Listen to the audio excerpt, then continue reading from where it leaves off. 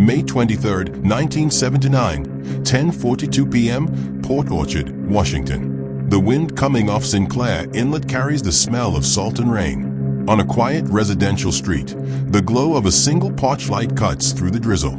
Inside a small one-story home sits 33-year-old Dorothy Silzel, kind, soft-spoken, a medical transcriptionist known for her warmth and generosity. Neighbors recall her as the type who waved to everyone, the woman who baked cookies for the mailman and cared for stray cats.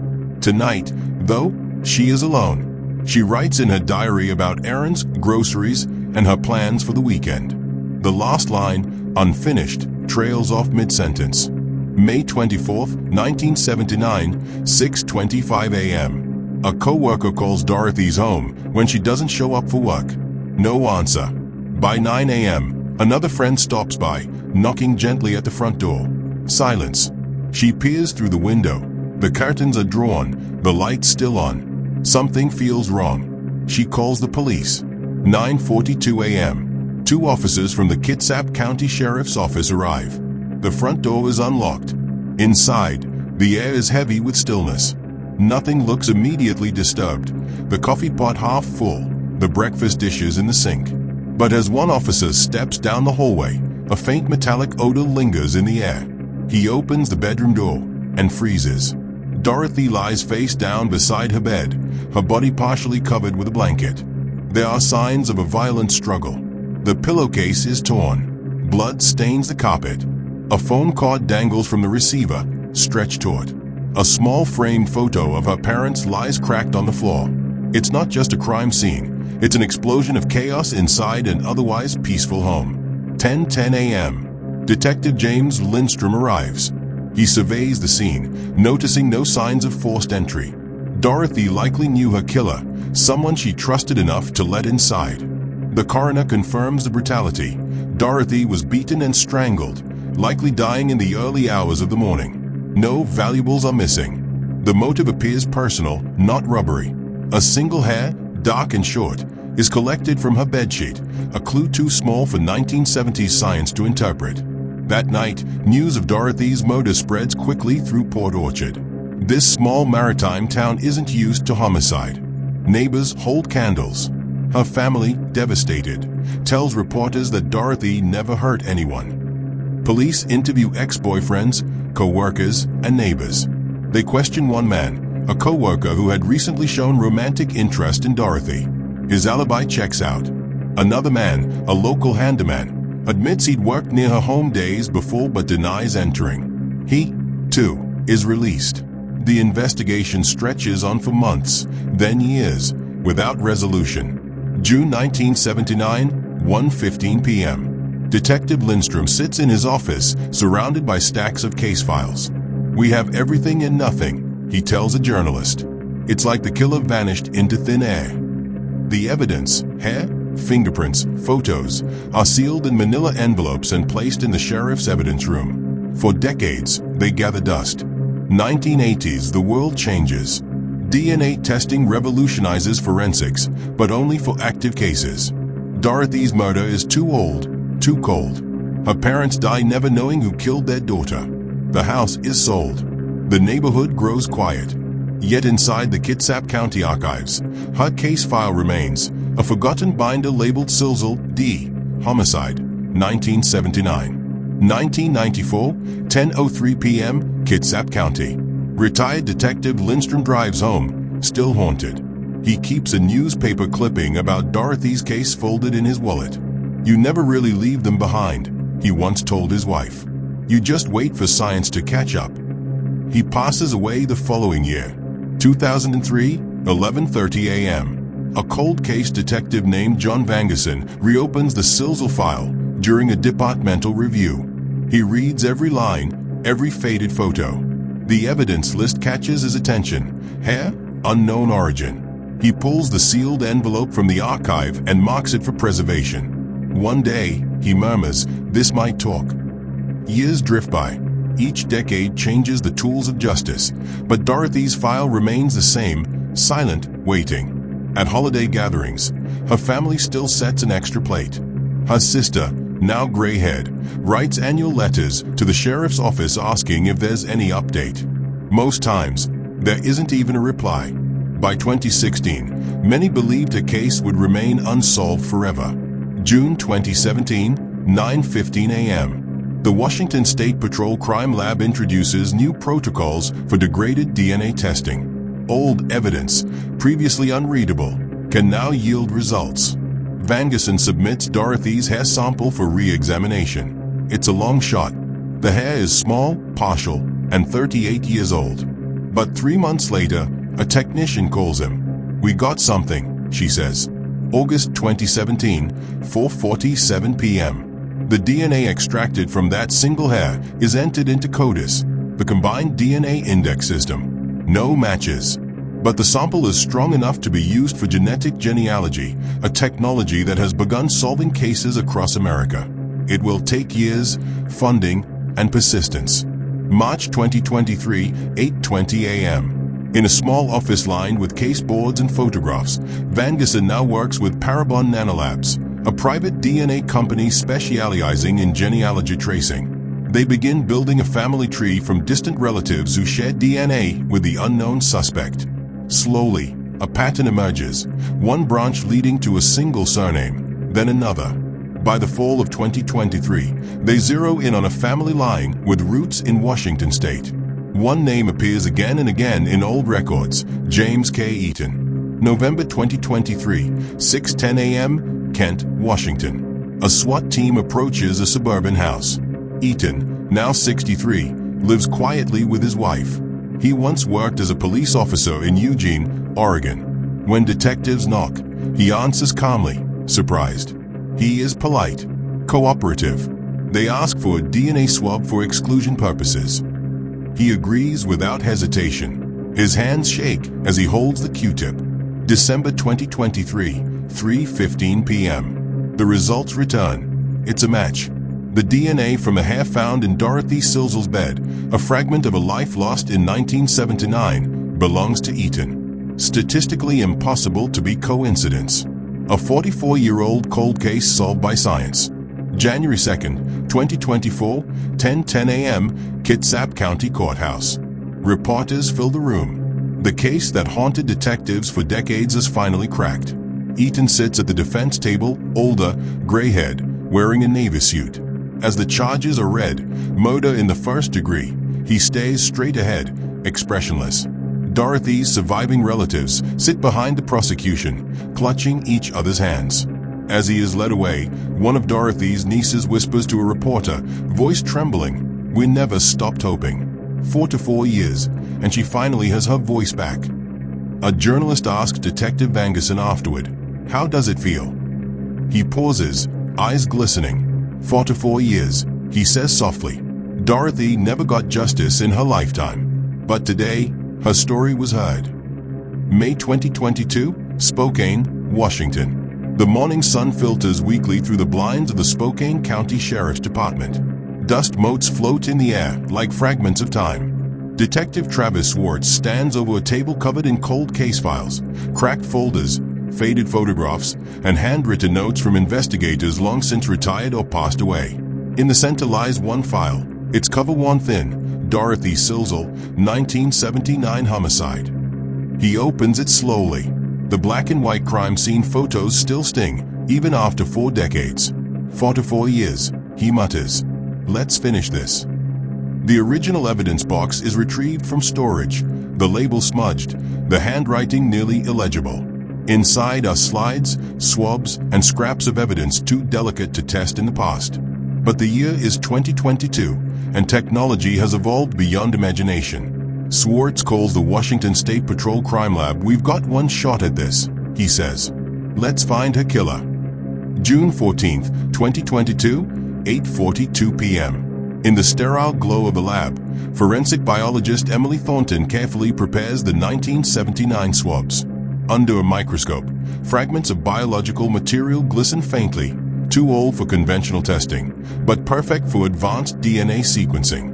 Using whole genome amplification, she extracts a partial profile and uploads it to CODIS.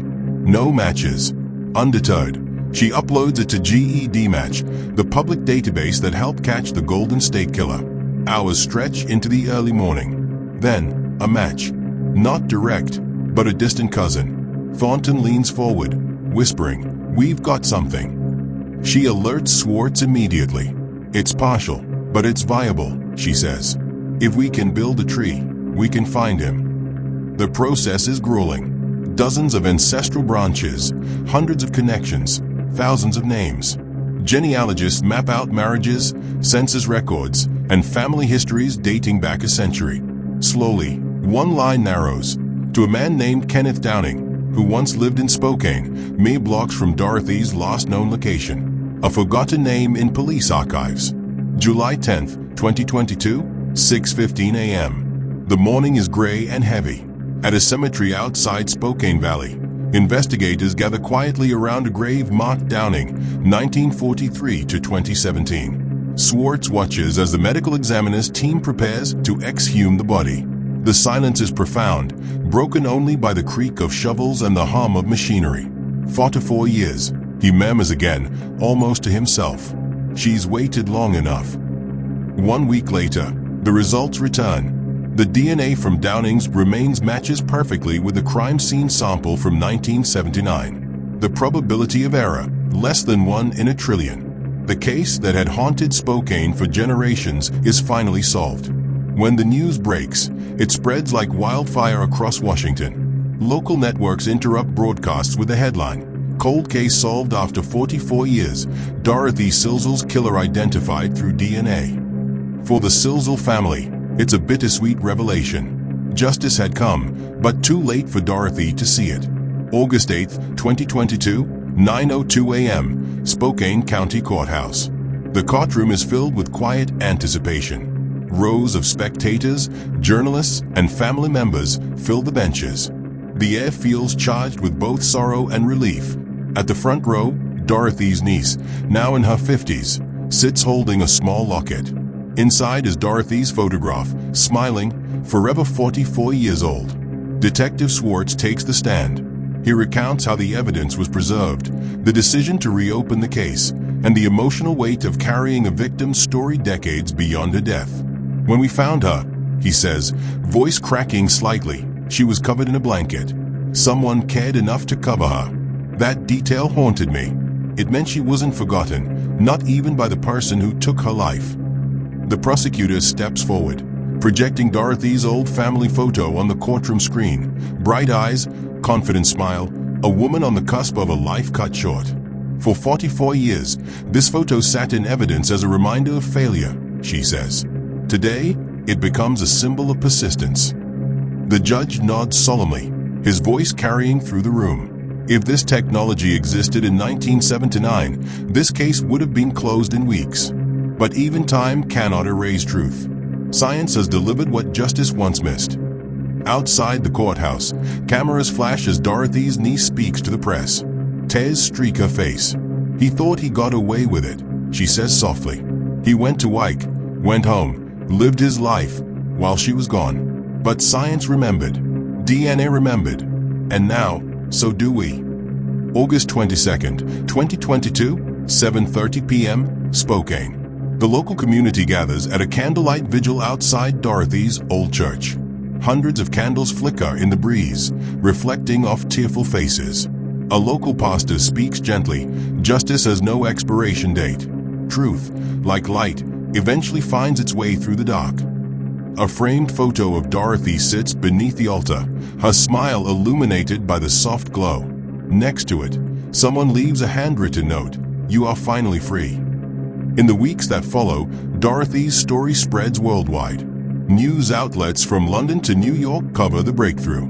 Social media floods with the hashtag #JusticeForDorothy, and other families begin writing to the Spokane Police Department, begging them to test their loved one's evidence next. Detective Swartz becomes a reluctant symbol of hope. He appears on a local news broadcast, explaining the process. "People think cold cases are forgotten," he says. "They are not. They are just waiting for the right tool to speak." October 2022, 10:14 a.m. The Washington State Patrol announces funding for a new cold case forensic genealogy unit. inspired directly by the Silsel case. Within months, dozens of boxes from unsolved murders are reopened.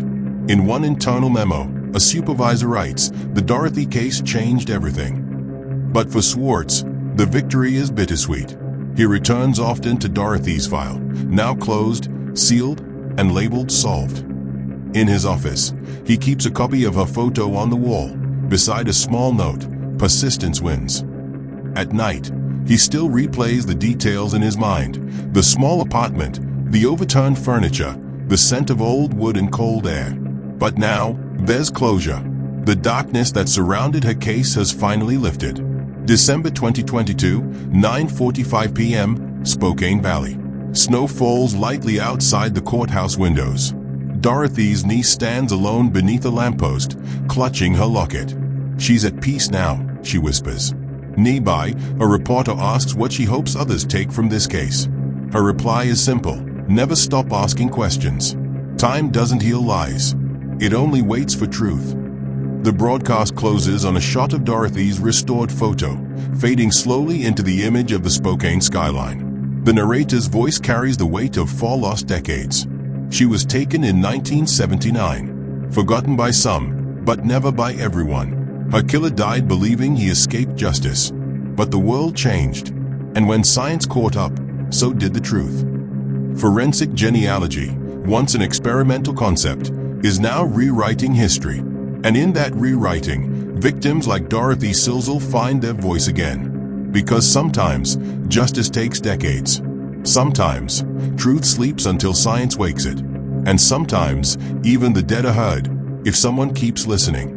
October 21st, 1996, 11:43 p.m., Great Falls, Montana.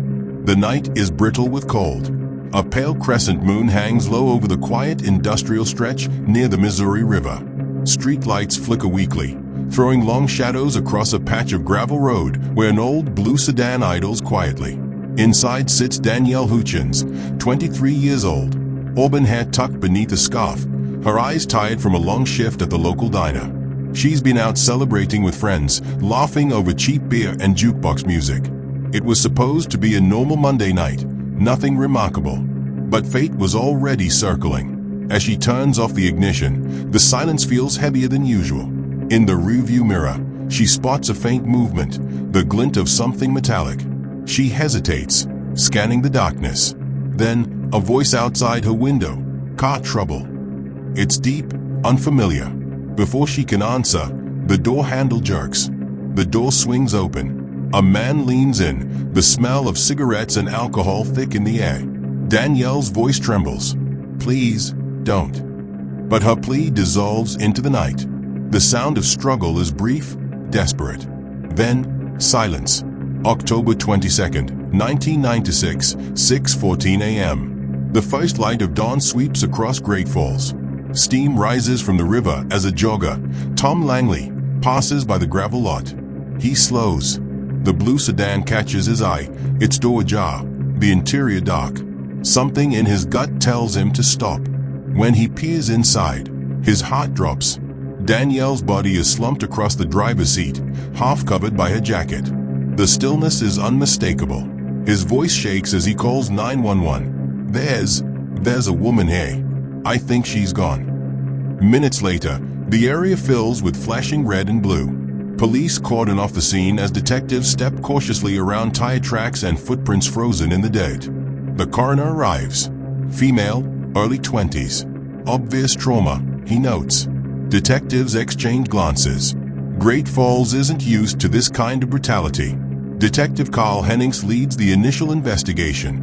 "Get everything," he orders. "Fibers, hair, fingerprints. Don't miss a thing." Technicians sweep the car with flashlights. A single button from a denim jacket lies near the door. A partial footprint, size 11, in the mud. And inside the car, a strand of hair not belonging to Danielle. By 2:45 p.m., interviews begin.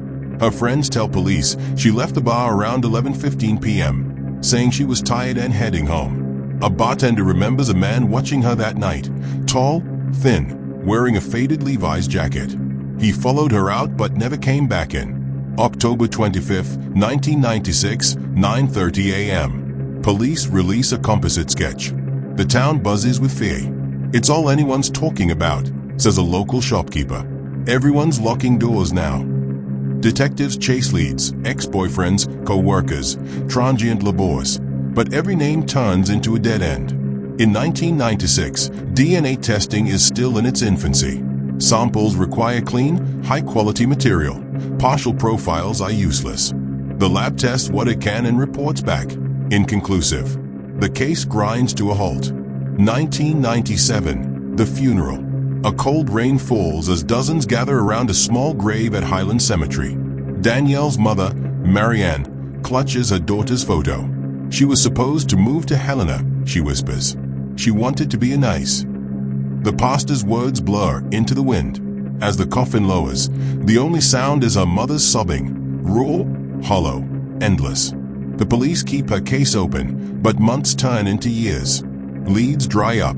Detectives retire. Boxes of evidence shift deeper into the shelves of the Cascade County storage room. Dust gathers. 2003, the new detective. A young detective named Paul Nathaniel Hutchinson joins the sheriff's office. He's quiet, methodical, known for his patience. While combing through old files, he finds Danielle's folder, brittle, yellowed, forgotten. Her photo, smiling in a floral dress, stares up at him. He reads every page. The autopsy report, the witness statements, the inconclusive lab results.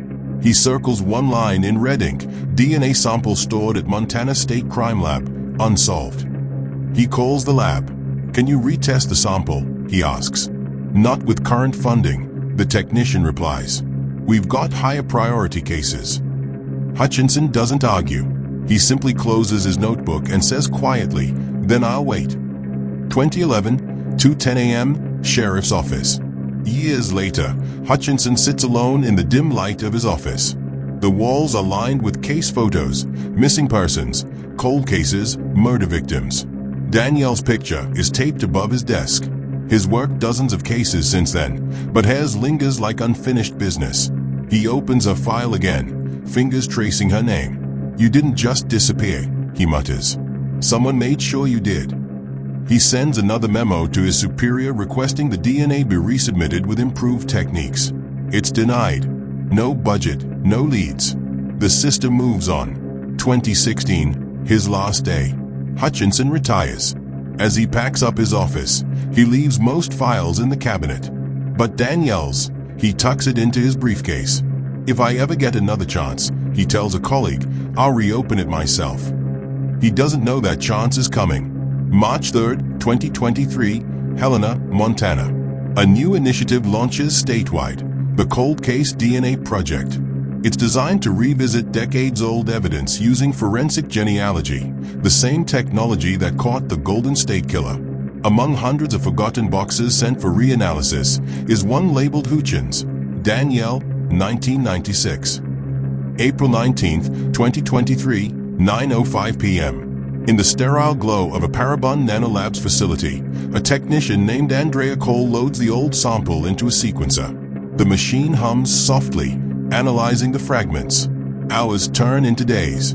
Then one evening, a result, faint but readable, blinks across her screen. She runs it through GED Match.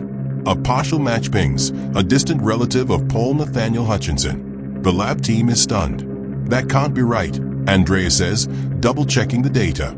But it's accurate. The name isn't the same detective.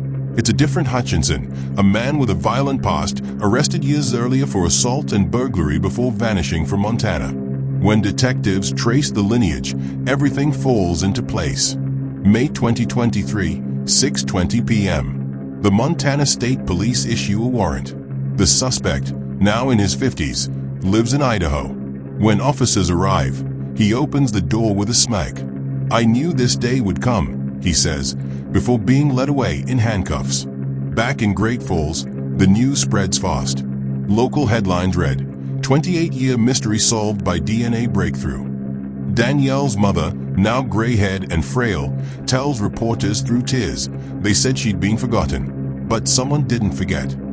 Detective Hutchinson, now long retired, watches the broadcast from his living room. The screen flickers as he sees Danielle's photo again, her face framed by candlelight at a vigil. He leans forward, whispering, "You got your justice, kid." After 28 years, the silence that began on a cold October night in 1996 is finally broken. But the story isn't over. The courtroom will reveal what truly happened that night, and how the science of DNA brought a killer's secret to light after almost 3 decades. May 20th, 2023, 8:10 a.m., Great Falls, Montana. The sheriff's convoy rolls down the quiet main street toward Cascade County Jail. Inside the lead vehicle sits a man who thought his past had buried itself beneath time, Raymond Hutchinson, 56 years old, once a drifter, now the prime suspect in the 1996 murder of Danielle Hutchins. His wrists are bound, his face pale. Outside, locals gather behind police tape, murmuring as the convoy passes. For many in Great Falls, this is the face of a ghost finally made flesh. Detectives escort him into the interrogation room. 2 cameras hum quietly. Across the table sits Detective Lynn Carrington, one of the new generation investigators from the cold case unit. "You know why you're here," she says. Raymond smirks faintly. "I heard something about DNA," he mutters. "That was a long time ago." Carrington slides a folder toward him. Inside are crime scene photos, autopsy reports, and the DNA genealogy chart linking him through multiple relatives. "Time doesn't erase evidence," she replies. "It just waits for the right science." He leans back, silent.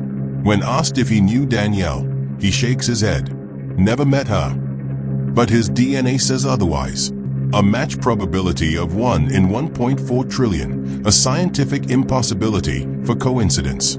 After 4 hours, the session ends. He offers no confession, only one cold statement: she shouldn't have been there. June 12, 2023, the indictment. The courtroom fills as reporters crowd the benches. The prosecution reads the charges: first-degree murder, aggravated sexual assault, and tampering with evidence. The public watches silently. At the front, Danielle's mother, now in her 70s, sits flanked by 2 victim advocates.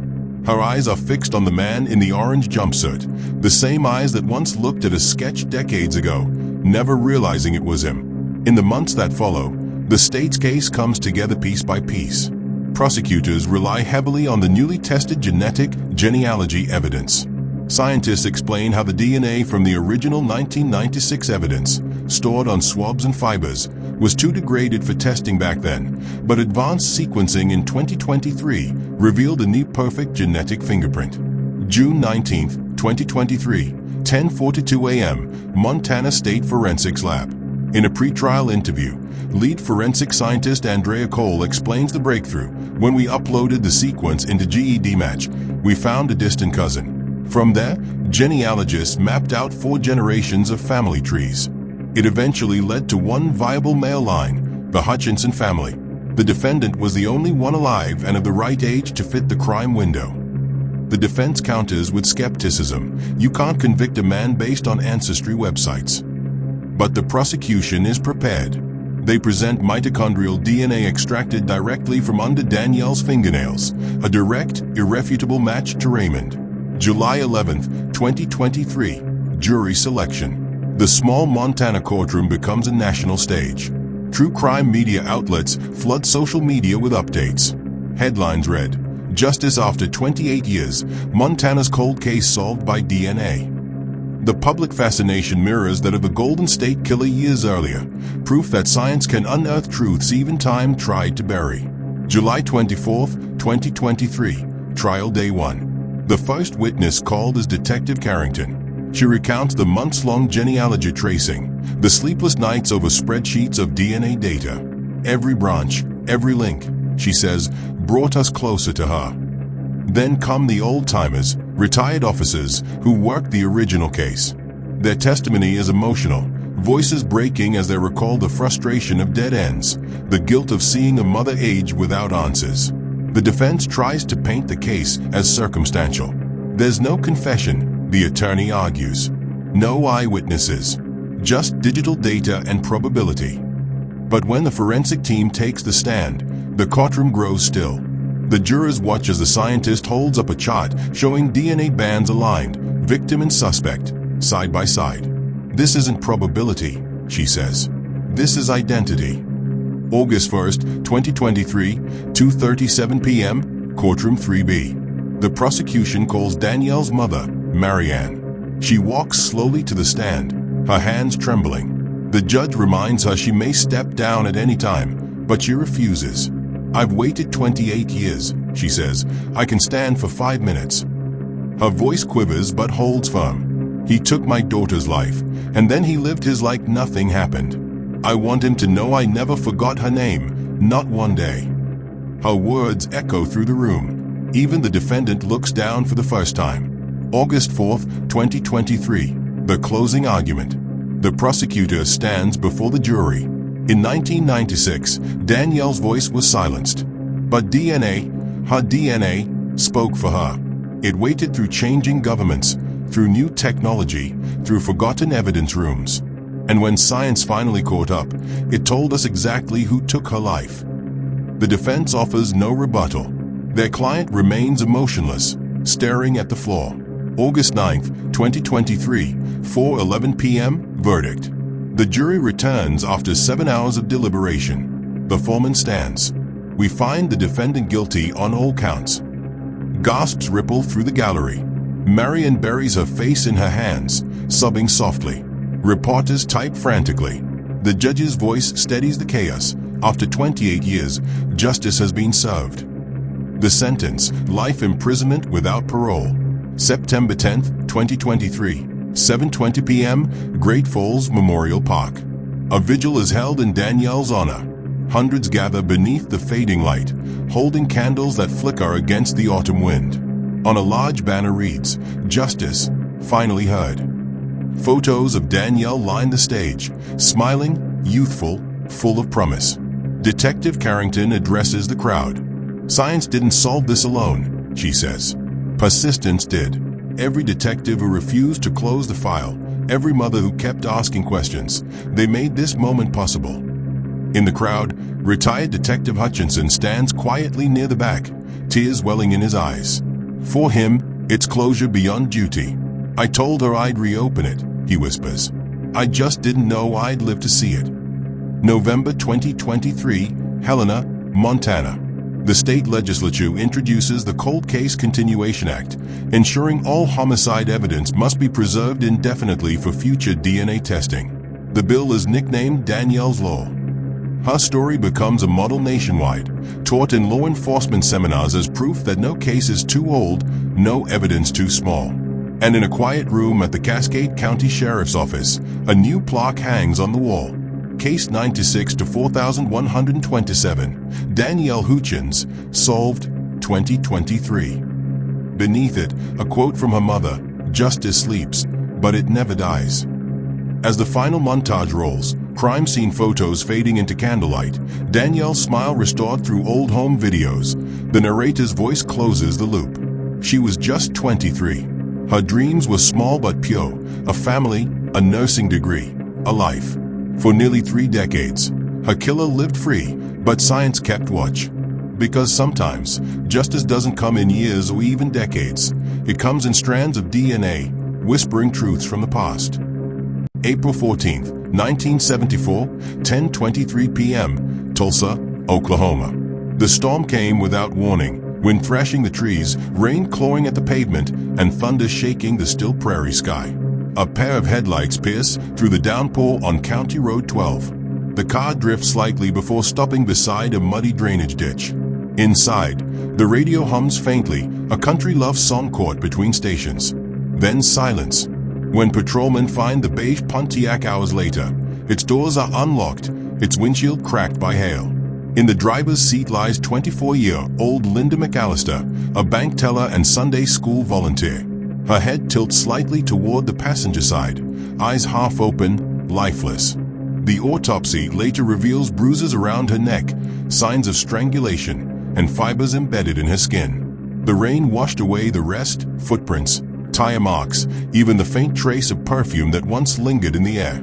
April 15th, 1974, 2:17 a.m. Detective Tom Howell, a veteran of 20 years, leans over the coroner's table. "You can tell when they knew the person," he mutters. No signs of panic. She trusted him. The coroner nods grimly. Whoever did this took their time. Havel stares at Linda's necklace, broken, its tiny clasp sealed inside a plastic bag. "Find him," he says to his deputy. "Find whoever took her home and turned it into a grave."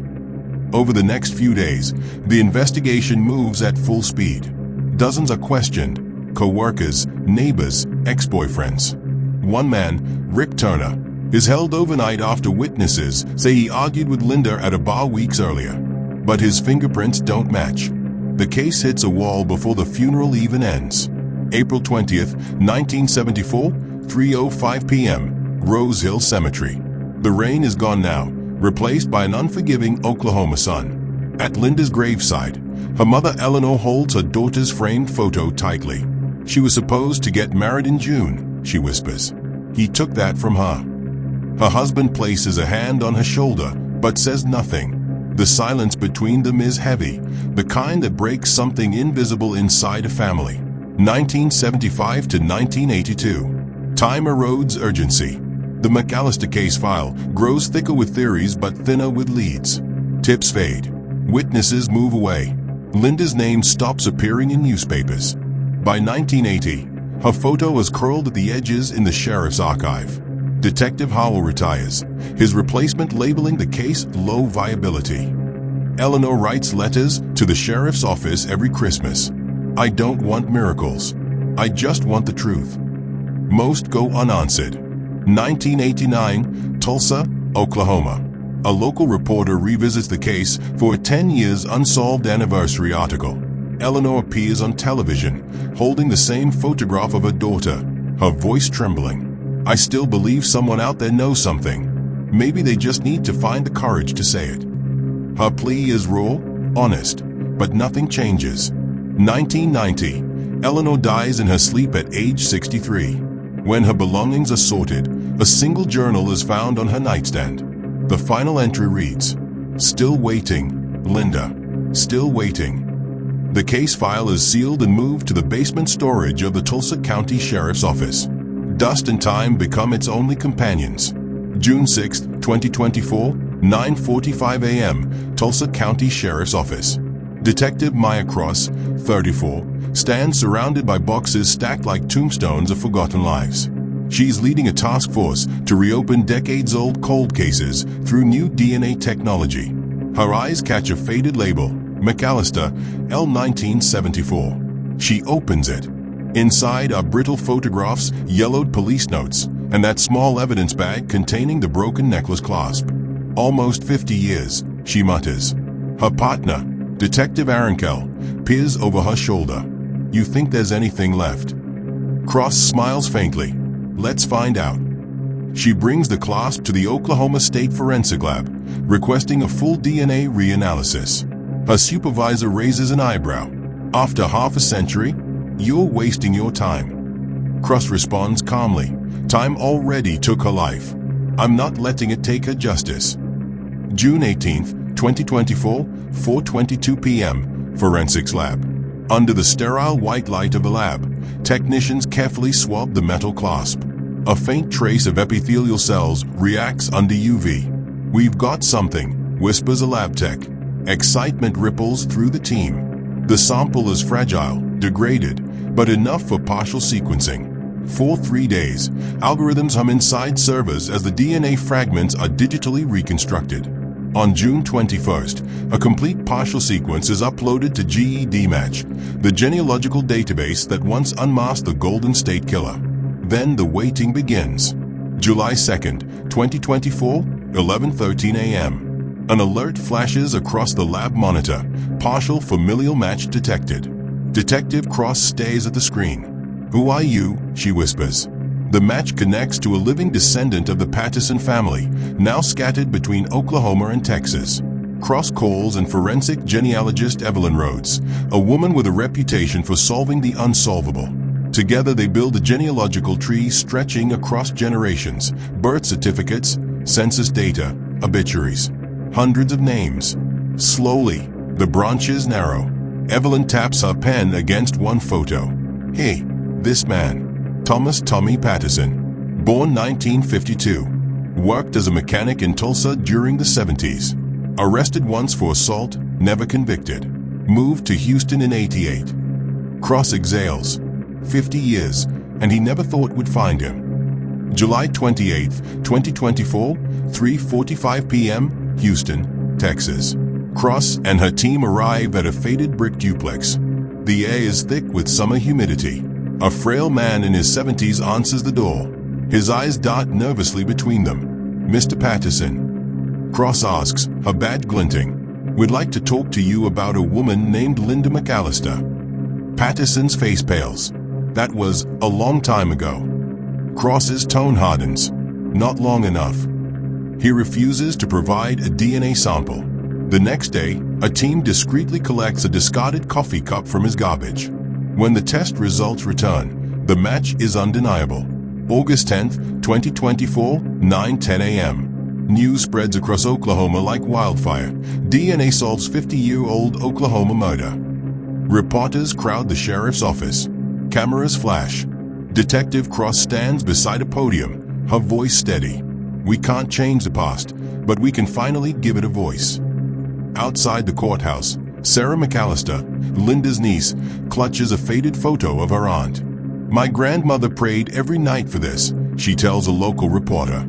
She didn't live to see it, but she always believed the truth would come. When asked what justice means after 50 years, Sarah pauses, tears glistening. It means she wasn't forgotten. August 14th, 2024, 8:05 a.m., Houston, Texas.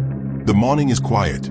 Cicadas sprinklers hiss, the kind of ordinary peace that only exists before everything changes. Across the street, an unmarked SUV idles near a mailbox. Inside, Detective Maya Cross checks her watch, exhales, and nods to her team. All right, she whispers. 50 years is long enough. They approach the house in formation. The door opens to a frail old man in a faded robe. Thomas Tommy Patterson, 78, retired mechanic, grandfather of 5. He blinks against the sunlight as two detectives step forward. Mr. Patterson, Cross says, holding out the warrant. You're under arrest for the 1974 murder of Linda McAllister. The man's expression flickers between disbelief and something darker, recognition. His hands tremble. That was half a century ago, he murmurs. You people don't forget, do you? Cross's reply is calm, almost compassionate. No, sir. DNA doesn't forget. August 16th, 2024, 3:12 p.m., Tulsa County Jail. The booking photo shows him frail, but behind the wrinkles is the same arrogance that once walked away from a crime scene untouched. Reporters swarm the courthouse steps, microphones flashing like lightning. The banner on the evening news reads, 50 years later, Oklahoma cold case cracked by family-requested DNA testing. Inside, Sarah McAllister watches from her living room in Tulsa, tears blurring the screen. Grandma, she whispers, we did it. August 20th, 2024, 9 a.m., Tulsa County Courthouse. The courtroom hums with tension. It smells faintly of coffee, dust, and something older, memory itself. Sarah sits in the front row, clutching a leather diary with L&O-M embossed on the cover. Inside are decades of notes, police contacts, newspaper clippings, unanswered letters. It is the physical weight of 50 years of waiting. Prosecutor Alicia Grant rises, composed yet fierce. Ladies and gentlemen, she begins, gesturing toward the jury. This case is not about the past. It is about time itself, how truth survives it. She holds up a small evidence bag. Inside, a broken necklace clasp, silver dulled with age. This was dismissed as worthless in 1974, she says. Today, it speaks louder than any witness. Defense attorney Mark Feldman counters sharply. My client is nearly 80. He's lived a quiet life for decades. Are we truly prepared to believe that a tiny fragment of DNA, possibly contaminated, can resurrect ghosts and destroy a man's final years? The jury remains silent. Their eyes flick between the frail man in handcuffs and the glowing forensic images projected on the courtroom wall. August 22nd, 2024, 1:17 p.m. Forensic genealogist Evelyn Rhodes testifies. Her voice is steady, her presence commanding. In 1974, the technology to identify the suspect did not exist, she explains. But the evidence, blood, hair, fibers, was preserved correctly. Using modern genetic genealogy, we uploaded a DNA profile to a public database. Within weeks, we found distant cousins in Texas. We built a family tree of over 700 individuals until one branch ended in Tulsa. The name, Thomas Patterson. A murmur ripples through the court. Rhodes continues, pointing to a digital map connecting DNA markers across generations.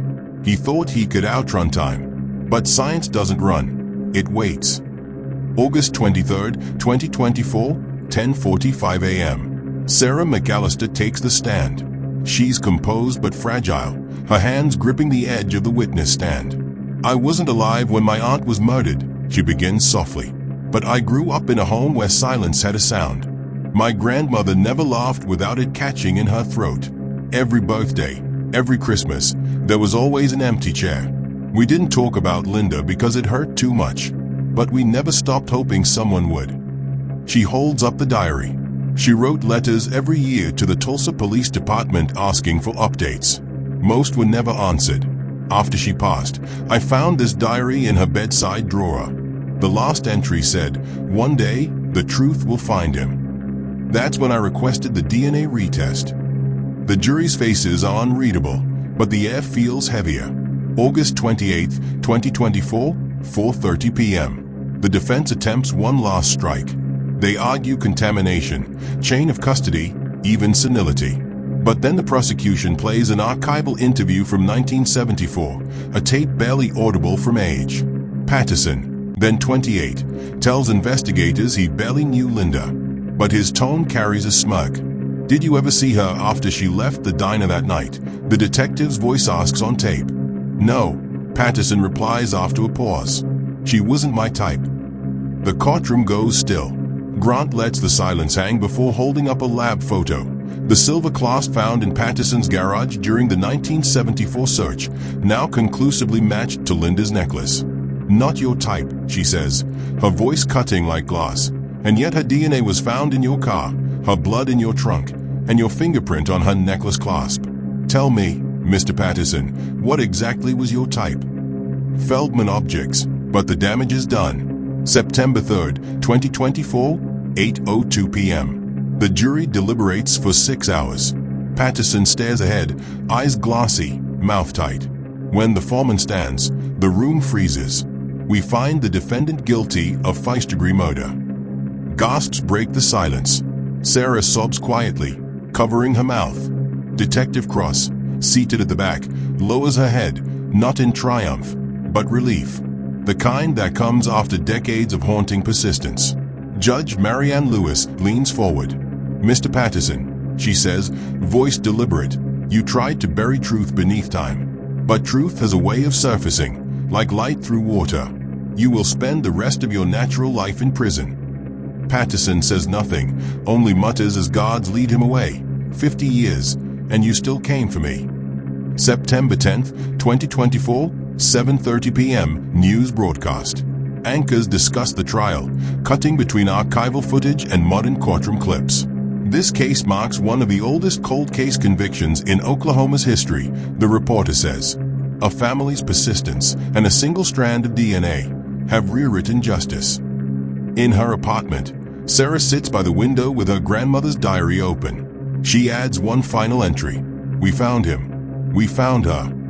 She closes the book, tears glistening, then looks toward the old oak tree outside, the one her grandmother used to say was planted for Linda. October 12, 2024, 9:10 a.m., Tulsa Memorial Park. A small ceremony takes place beneath the same oak tree. A new gravestone is unveiled beside Linda's. Eleanor and Linda McAllister. The truth found us. Detective Cross watches from a distance, hands clasped. When asked by a reporter what justice feels like after 50 years, she replies quietly, "It feels like breath after drowning." November 3, 2024, 7:25 p.m., Oklahoma State Penitentiary. Thomas Patterson dies of heart failure in his cell. No family visits. No obituary. Just a one-line update. Convicted murderer dies in custody. But across town, candles flicker on the McAllisters' front porch. Neighbors gather silently. For them, it isn't about vengeance, it's about release. It took half a century, 2 generations of silence, 1 persistent granddaughter, and 1 breakthrough in DNA. In the end, time didn't protect the guilty. It preserved the evidence that condemned him. Because justice doesn't die, it waits. And when it arrives, it speaks louder than the years that tried to bury it. June 28, 1967. 7:42 a.m. Easton, Bristol, England. The sky above Leopold Road is pale grey, the kind of quiet morning that smells faintly of rain and chimney soot. A milkman pushes his cart past rows of red brick terraces, humming softly as the wheels rattle over uneven pavement. He stops at number 16, the home of 75-year-old Louisa Jane Dunn, a retired seamstress known for her punctuality and polite smiles. Her curtains are drawn, the doorstep unswept. That's strange. Louisa never missed a morning. He hesitates, places 2 glass bottles on her step, and moves on, unaware that inside the narrow home, history has already turned dark. By noon, neighbor Margaret Ellis notices the front door is slightly ajar. "Louisa," she calls gently, pushing it open. The hallway smells faintly metallic. Something's off. Too still, too silent. She steps inside, shoes echoing on the wooden floor. The radio hums faintly from the kitchen, a BBC announcer's voice fading under the static. Then she sees it, a shoe sticking out from behind the stairs. Her breath catches. Louisa lies at the base of the staircase, her skirt torn, blouse blooded. 1 slipper still on, her grey hair matted with blood, her arm twisted beneath her. The floral wallpaper behind her is smeared with dark streaks. For a moment, time freezes. The ticking of the clock, the drone of the radio, the sound of rain against the window, all merge into one unbearable silence. "Dear God," Margaret whispers, backing away before running into the street screaming for help. June 28, 1967, 2:30 p.m. The street is packed with uniformed officers and onlookers. Journalists jostle behind the cordon, their flashbulbs cutting through the drizzle. Inside, Detective Inspector Alan Wren surveys the crime scene with the weary patience of a man who has seen too much. The air smells of damp carpet and iron. Louisa's home is modest, lace curtains, porcelain teacups, a small sewing table cluttered with pins and thread. Her life, neat and simple, now brutally violated. Wren bends beside her body, gloved hands steady. He notices bruising on her wrists and neck, a tear along her skirt, and the open back window. "Looks like a break-in," says the young constable behind him. "Looks staged," Wren replies. "Whoever did this wanted us to think robbery. But nothing's taken except her dignity." He points to a smudged handprint on the window ledge. "Dust it," he orders. Then, to the crime scene photographer, "Get me every angle of that palm print. That's our ghost." Forensics officers collect fibers, soil traces, and what they can only label unknown biological material from her clothing. In 1967, those words mean little. Blood typing can narrow suspects by group A, B, AB, or O, but not by person. DNA sequencing won't exist for another 15 years. June 29, 1967, 10:15 a.m. Newspapers scream headlines. Elderly woman murdered in Easton home. Police search for intruder. The community reels. Louisa was beloved. A widow since 1959, a woman who sewed dresses for neighborhood girls and baked apple pies for church fundraisers. Everyone knew her, trusted her, and now everyone feels violated. Detectives work around the clock. They interview 68 men within the first week, factory workers, delivery drivers, boarders from nearby lodgings. 2 suspects are briefly detained, but released for lack of evidence. Nothing sticks. The fingerprints lifted from the scene don't match anyone in the police database. The blood evidence is too vague to use. 3 weeks later, the investigation begins to fade. Inspector Wren, gray-haired and exhausted, files his report in late August. Case remains open. Insufficient evidence to proceed. Recommend retention of biological material for future analysis. He closes the file, initialing the final page, AW. before sliding it into the cold metal cabinet marked unsolved, 1960s. It is both an ending and a promise. 1970s, 1980s. Time moves on. The city changes. Easton becomes more crowded, more diverse. Children grow up hearing whispers about the murder on Leopold Road. The young couple who buy Louise's house find the old floors creak in the night, and once, when repainting, they discover faint handprints near the back window, a ghostly echo of violence scrubbed away but never gone. Louise's niece, Margaret Dunker, keeps a photo on a mantle in Weston-super-Mare. Each Christmas she writes to the Avon and Somerset Police Department, "Any news about my aunt's case?" The replies become fewer over the years. By 1989, they stop coming altogether. Her final letter ends with one line: "If no one remembers her, who will?" March 3, 2002, 11:45 p.m., Bristol Police Archives. A new digital cataloging project sends officers into the basement, dusting off cases untouched for decades. Officer Tom Fenton, a rookie on night duty, opens a rusted filing cabinet labeled Unsolved, pre-1980. Inside are dozens of manila folders, brittle with age. One label catches his eye: L. Dunn, 1967. Curious, he flips it open, black and white photos, typed reports, faded ink. Beneath them, a sealed envelope marked Exhibit A, skirt, biological trace. Fenton hesitates, then places the file into a box labeled Preserved for Reanalysis. He doesn't know it yet, but that quiet act of diligence saves the case from oblivion. 2012, Birmingham, UK. 4 to 5 years later, another moment of fate unfolds. A then 80-year-old Ryland Headley is arrested for minor assault outside a pub. As part of standard procedure, police take a DNA swab. His sample, profile reference 12BX442, is entered into the National DNA Database. He serves a short sentence, then returns home to Devon, his name forgotten. But the database doesn't forget. 2023, London. The UK launches Operation Resolve, a nationwide initiative to re-examine dormant cold cases using advanced mitochondrial DNA sequencing.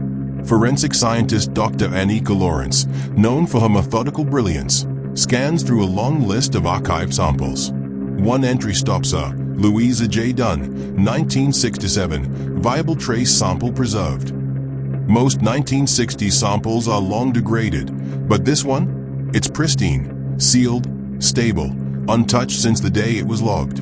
Lawrence sends an internal note: prioritize for reanalysis. High historical value.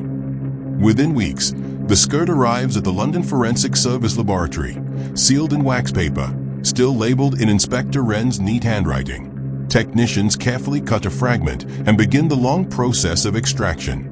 Under magnification, degraded cells yield fragments of DNA, too small for 1990s tech, but perfect for the ultra-sensitive mitochondrial sequencing of 2023. When the results upload into the national system, the lab falls silent. Match found. Database entry 12BX442. Dr. Lawrence stares at the monitor. Headley, Ryland. Male. Born 1933. She exhales slowly. After all these years. Her colleague looks over her shoulder. Is he still alive? Lawrence checks the record.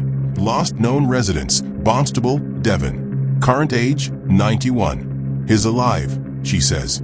But not for long. January 15th, 2024, 9:20 a.m., Bristol. Reporters crowd outside Avon and Somerset headquarters as Chief Superintendent Hargreaves steps to the podium. Today, he begins, we can confirm a major breakthrough in one of Britain's oldest unsolved homicides. Following new forensic testing, a 91-year-old man has been arrested in connection with the 1967 murder of Louisa Jane Dunn. Flashbulbs erupt. The crowd murmurs. For some, it's just another headline. For others, especially those who remember the old whispers on Leopold Road, it's the closing of a story that began before most of them were born. As the cameras roll, Dr. Lawrence watches from her office, the original skirt sealed once more in its evidence bag beside her. The past, she thinks, isn't gone. It's archived, waiting. Outside, rain begins to fall again on Bristol, just as it did that June morning 57 years ago. The city has changed, but the truth, like DNA, never does. January 16th, 2024, 6:05 a.m., Barnstable, Devon. The dawn sky is bruised with gray when unmarked cars roll quietly into a cul-de-sac. Curtains twitch as plainclothes officers step out. At number 4, a small bungalow with ivy climbing the brick, they find Ryland Headley, age 91. The door opens slowly. He's pale, stooped, wrapped in a wool cardigan. "Mr. Headley," an officer says, voice steady. "We're from Avon and Somerset Police. We need to speak with you about an incident that occurred in Bristol in 1967. He squints, frowning. "That's nearly 60 years ago." "Yes, sir, it is." Headley's shaking hands clutch the doorframe. Behind him, a kettle whistles. "I've got nothing to say."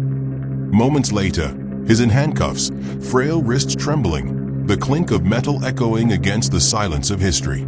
As a police car pulls away, neighbors peer through windows, confused.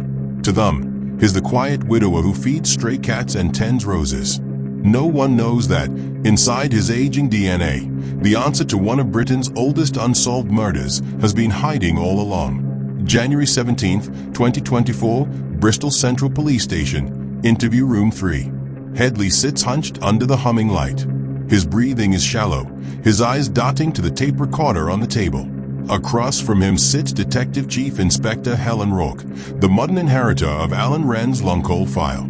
"Mr. Headley," she begins softly, "your DNA has been matched with samples recovered from the 1967 murder of Louisa Jane Dunn. The match is conclusive. Do you understand what that means?" He doesn't answer. "Louisa was 75, she continues.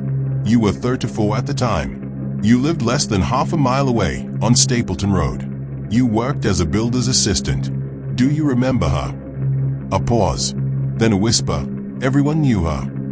Rourke leans forward. "Then why is your DNA on her clothes?" Headley's jaw tightens. He shakes his head. "I never hurt anyone." She slides a photo across the table.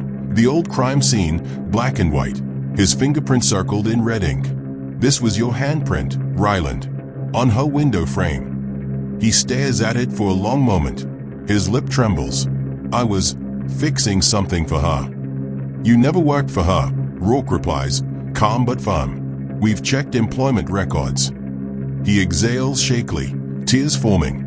"It was so long ago. I didn't mean for it to happen." The tape recorder captures everything. The sigh, the trembling breath, the quiet collapse of a lifetime of denial. January 18th, 2024, the confession begins. Headley claims he had been drinking that night in June 1967, wandering through Easton after being laid off. He saw Louisa's light on. "She knew me from the shop," he mutters. "She was kind. I knocked, but she wouldn't let me in." According to his account, he broke in through the back window. "I just wanted money for drink," he says. She screamed. "I panicked. I grabbed her, and she fell. I didn't mean to kill her." The words hang heavy in the air. After decades of silence, the truth comes out not as a declaration of guilt, but as a broken man's whisper. DCI Rourke studies him carefully. "You left her there to die." Headley stares at the floor. "I didn't know what to do. I ran." His lawyer shifts uncomfortably. "My client is elderly, unwell, and not a sound memory. Any admissions must be viewed in light of cognitive decline." But Rourke knows what the DNA proves. Science, unlike memory, doesn't forget. January 25th, 2024, Bristol Crown Court. The news spreads like wildfire. Man, 91, charged with 1967 murder of retired seamstress. Reporters flood the steps of the courthouse, cameras flashing. Inside, the public gallery is packed. Many are too young to remember 1967, but everyone feels the weight of what's happening, a bridge between eras, where black and white photographs collide with digital justice. Headley is wheeled into the courtroom, frail and thin, his hands trembling. The judge peers down at him. "Mr. Headley, you are charged with the murder of Louisa Jane Dunn on or about the 28th of June, 1967. How do you plead?" A long silence, then a raspy voice, "Not guilty." Murmurs ripple through the crowd. February 2nd, 2024, The trial begins. The prosecution lays out the story with haunting precision. They display the original evidence, Louisa's skirt, carefully preserved for 57 years. The courtroom falls silent as Dr. Annika Lawrence, the forensic scientist who made the discovery, takes the stand. This sample, she says, holding up a sealed packet, was recovered from the victim's clothing in 1967. Despite age, the DNA was intact enough to yield a full profile. That profile matches the defendant with 1 in 920 trillion probability. The defense argues contamination, claiming the evidence could have degraded or been mishandled. But Dr. Lawrence's composure doesn't waver. Every step was verified, she says. There is no contamination. The science is clear. Photographs of Louisa's home appear on screen. The faded wallpaper, the broken stair banister, the smudged handprint. In black and white, it looks like another world. Yet now, those images are alive again, demanding justice.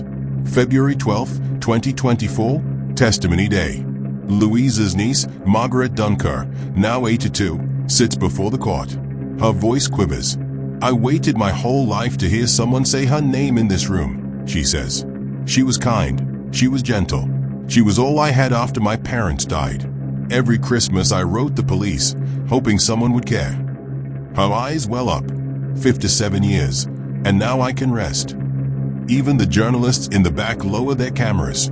March 3, 2024, closing arguments. The prosecution reminds the jury that justice delayed is not justice denied. This is not about revenge, the prosecutor says.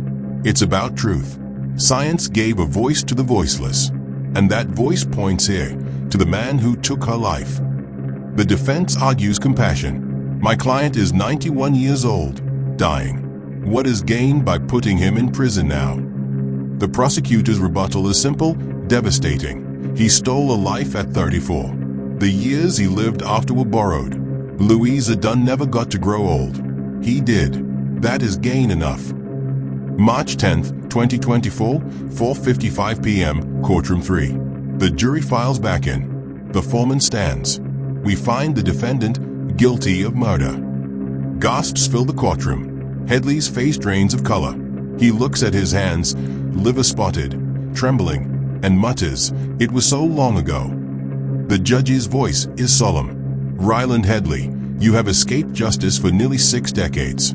You took the life of a woman who showed you kindness.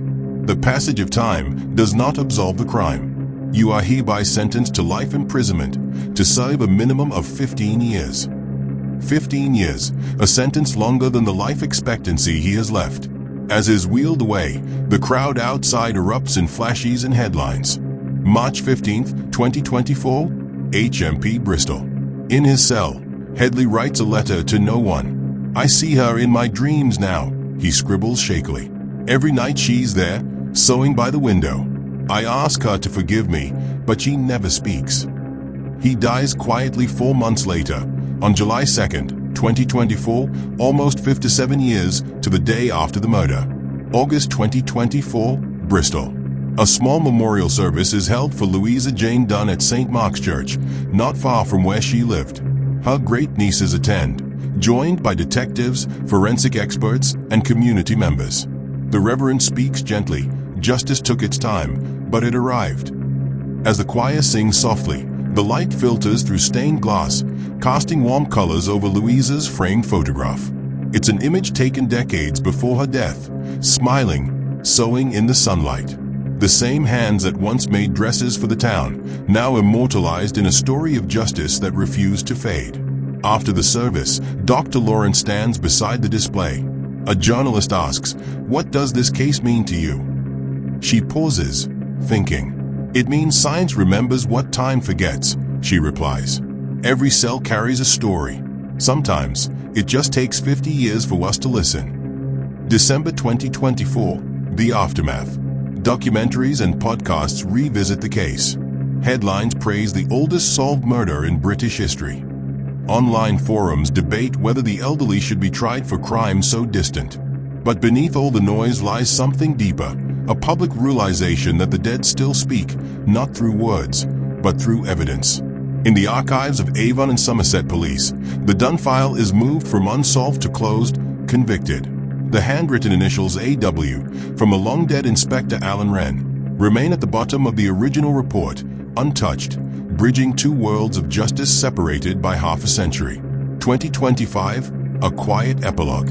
The old house on Leopold Road is now renovated, its new owners unaware of its ghosts. But sometimes, in the early morning when fog rolls through the street, locals say they still see a faint figure by the window, a woman in a pale blue dress watching the dawn. For those who know the story, it's comforting. She's not waiting anymore.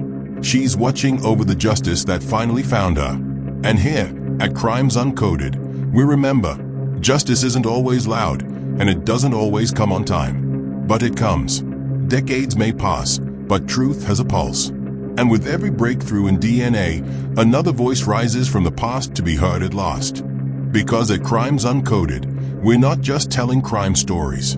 We're decoding justice, one forgotten file at a time.